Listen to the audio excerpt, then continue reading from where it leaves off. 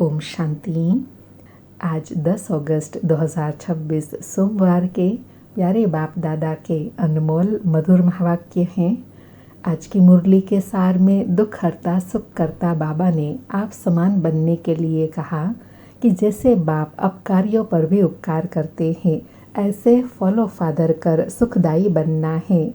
और कहा देह सहित सब कुछ भूलना है।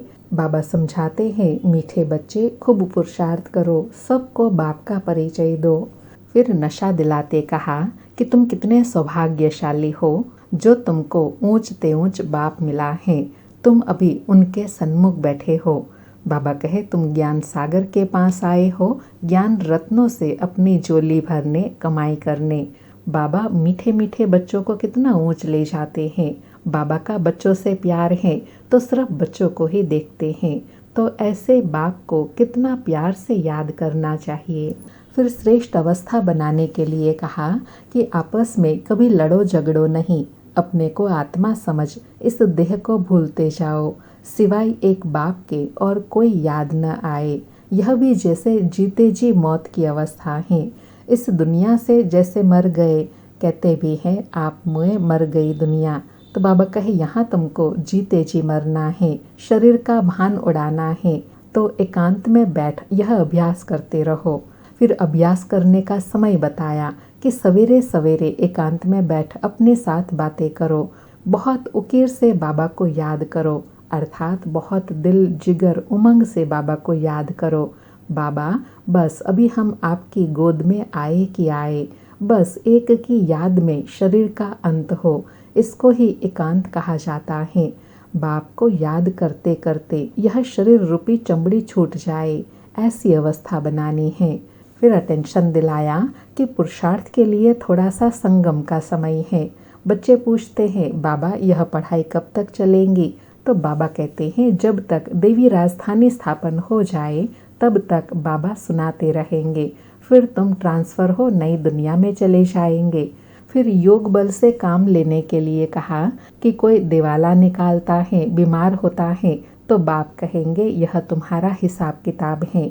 हाँ, फिर भी योग से आयु बढ़ेंगी, योग बल से हिसाब किताब को चुकतो करना है। बाबा कहे अपनी मेहनत करो, कृपा नहीं मांगो। बाप को जितना याद करेंगे उसमें ही कल्याण है। फिर याद की विधि बताते कहा कि बाबा मुझे अपने पलकों में छिपा लो। तो बाबा कहे प्रिय चीज़ को नूरे रतन प्राण प्यारे कहते हैं, उनको अपने दिल में पलकों में छुपाते हैं। तो बाबा कहे बाप भी बहुत प्रिय हैं परंतु गुप्त हैं, उनसे फिर लव भी ऐसा होना चाहिए जो बात मत पूछो। बच्चों को तो बाबा अपनी पलकों में छिपा लेते हैं। फिर स्पष्ट किया कि पलके कोई यह नहीं है, यह तो बुद्धि की बात है। अंदर स्मृति रहे, मोस्ट बिलवेड निराकार बाप हमें पढ़ा रहे हैं। फिर देही अभिमानी अवस्था बनाने के लिए कहा कि तुम बच्चों को आपस में बहुत बहुत रूहानी प्रेम से रहना है, परंतु देह अभिमान आने के कारण वह प्यार एक दो में नहीं रहता है। एक दो की खामियां निकालते रहते हैं, फलाना ऐसा है, यह करता है, वह यह करता है। बाबा कहे तुम जब देही अभिमानी थे तो किसी की खामियां नहीं निकालते थे, आपस में बहुत प्यार था। अब फिर वही अवस्था धारण करनी है। बाबा कहे पहले तुम कितने मीठे थे, ऐसा मीठा सदा सुखदायी बनना है।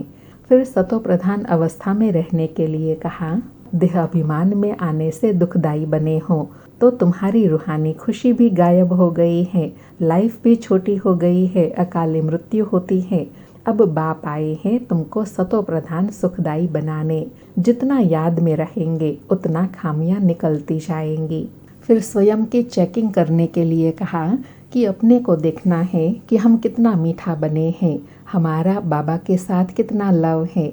बाबा से लव ऐसा हो जो एकदम चटका रहे, अर्थात एक बाबा दूसरा ना कोई, अंदर दिल ही दिल में बातें करें। बाबा आप हमें कितना ऊंच समझदार बनाते हो, स्वर्ग का मालिक बनाते हो। ऐसे अंदर में बाप की महिमा कर गदगद होना चाहिए, रूहानी खुशी में रहना चाहिए। बाबा कहे गाते भी है ना, खुशी जैसी खुराक नहीं। बाबा के मिलने की खुशी है ना, तो सदा इस खुशी में रहना है। और कहा तुमको कोई बात की चिंता नहीं, यह खुशी की खुराक तुम खाओ और एक दो को खिलाते रहो। एक दो की यह जबरदस्त खातिरी करनी है, अर्थात सबको सुख देना है, बाप का परिचय देना है। और कहा खुश खैराफत भी यह है, किसी को बाप का परिचय देना। यह ज्ञान और योग की फर्स्ट क्लास वंडरफुल खुराक है। यह खुराक एक ही रूहानी सर्जन द्वारा मिलती है। और वो कौन सी खुराक है? मन मना भव मध्याजी भव। यह 2 वचन ही नामी ग्रामी है, जिससे एवर हेल्दी एवर वेल्दी बन जाते हैं। तो बाबा कहे तुम बच्चों को इन बातों का सिमरण कर सदा हर्षित रहना है। और लास्ट में भी अटेंशन दिलाते कहा कि बाप की जो श्रीमत मिलती है उसमें गफलत नहीं करना है, एक दो की उन्नति करना है, टाइम वेस्ट नहीं करना है। और अंडरलाइन कराते कहा बड़े धीरज से, गंभीरता से, समझ से बाप को याद करना है, अपनी जीवन हीरे जैसी बनानी है।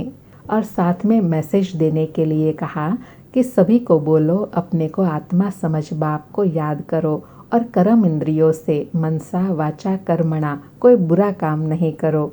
बाबा कहे एक दिन तुम्हारे इस साइलेंस बल का आवाज़ निकलेगा, दिन प्रतिदिन तुम्हारी उन्नति होती जाएगी, तुम्हारा नाम बाला होता जाएगा। सुनते हैं प्यारे बाप दादा के अनमोल मधुर महावाक्य। आज बाबा कहे मीठे बच्चे, जैसे बाप अपकारियों पर भी उपकार करते हैं, ऐसे तुम भी फॉलो फादर करो, सुखदायी बनो, इस देह को भूलते जाओ। मीठे बच्चे, जैसे बाप अपकारियों पर भी उपकार करते हैं, ऐसे तुम भी फॉलो फादर करो, सुखदायी बनो, इस देह को भूलते जाओ। आज मुरली से प्रश्न है, देही अभिमानी रहने वाले बच्चों की मुख्य निशानियां क्या होंगी? उत्तर में देही अभिमानी आत्मा की बाबा ने 7 निशानियां बताई। पहला बाबा कहे उनका आपस में बहुत बहुत रूहानी प्रेम होगा। दूसरा, वे कभी एक दो की खामियों का वर्णन नहीं करेंगे। तीसरा, वे बहुत बहुत सुखदायी होंगे, उनकी खुशी कभी गायब नहीं होंगी, सदा अपार खुशी में रहेंगे। पांचवा, कभी मतभेद में नहीं आएंगे। छठा, हम आत्मा भाई भाई हैं, इस स्मृति से गुणग्राही होंगे, उन्हें सबके गुण ही दिखाई देंगे, वे खुद भी गुणवान होंगे और दूसरों को भी गुणवान बनाएंगे। सातवां, उन्हें बाप के सिवाय और कोई याद नहीं आएगा। सारी मुरली से धारणा के लिए सार है। पहला पॉइंट, बाप समान निरअहंकारी बन बहुत प्यार से सबकी सेवा करनी है, श्रीमत पर चलना है, अपनी मत पर चलकर तकदीर को लकीर नहीं लगानी है। दूसरा पॉइंट, संगम पर बाप द्वारा जो खुशी की खुराक मिली है वही खुराक खाते और खिलाते रहना है, अपना टाइम वेस्ट नहीं करना है, बड़े धीरज से, गंभीरता से, समझ से बाप को याद कर अपनी जीवन हीरे जैसी बनानी है। आज का वरदान है, आसक्ति को अनासक्ति में परिवर्तन करने वाले शक्ति स्वरूप भव। आसक्ति को अनासक्ति में परिवर्तन करने वाले शक्ति स्वरूप भव। स्पष्टीकरण है, शक्ति स्वरूप बनने के लिए आसक्ति को अनासक्ति में बदली करो। अपनी देह में, संबंध में, कोई भी पदार्थ में यदि कहाँ भी आसक्ति है तो माया भी आ सकती है और शक्ति रूप नहीं बन सकेंगे। इसलिए पहले अनासक्त बनो, तब माया के विघ्नों का सामना कर सकेंगे। विघ्नों के आने पर चिल्लाने व घबराने के बजाय शक्ति रूप धारण कर लो तो विघ्न विनाशक बन जाएंगे। बाबा कहे विघ्न विनाशक कब बन सकेंगे? जब अपना शक्ति रूप धारण करेंगे। जब शक्ति रूप धारण करेंगे तब अनेक विघ्नों से, अनेक आसक्तियों से अपने को उपराम कर सकेंगे। आज का स्लोगन है, रहम निस्वार्थ और लगाव मुक्त हो, स्वार्थ वाला नहीं।